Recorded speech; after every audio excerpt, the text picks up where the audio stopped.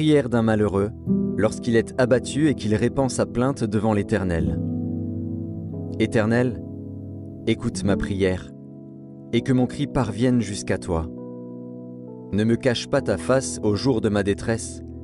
Incline vers moi ton oreille quand je crie. Hâte-toi de m'exaucer.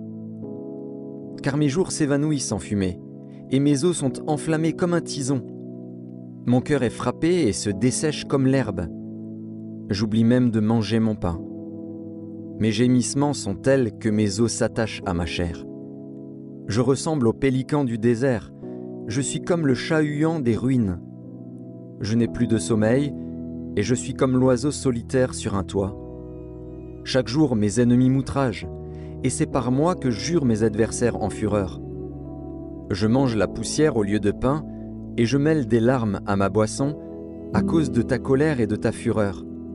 Car tu m'as soulevé et jeté au loin. Mes jours sont comme l'ombre à son déclin, et je me dessèche comme l'herbe. Mais toi, Éternel, tu règnes à perpétuité, et ta mémoire dure de génération en génération. Tu te lèveras, tu auras pitié de Sion.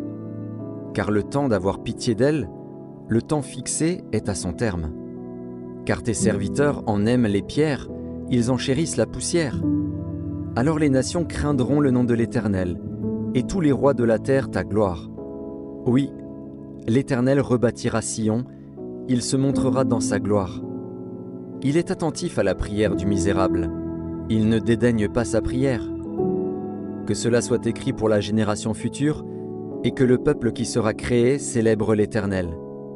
Car il regarde du lieu élevé de sa sainteté.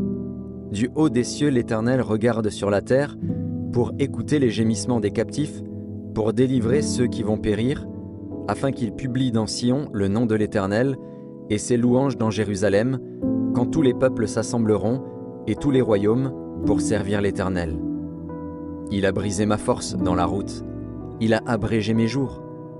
Je dis, mon Dieu, ne m'enlève pas au milieu de mes jours, toi, dont les années durent éternellement. Tu as anciennement fondé la terre, et les cieux sont l'ouvrage de tes mains. Ils périront, mais tu subsisteras. Ils s'useront tous comme un vêtement. Tu les changeras comme un habit, et ils seront changés.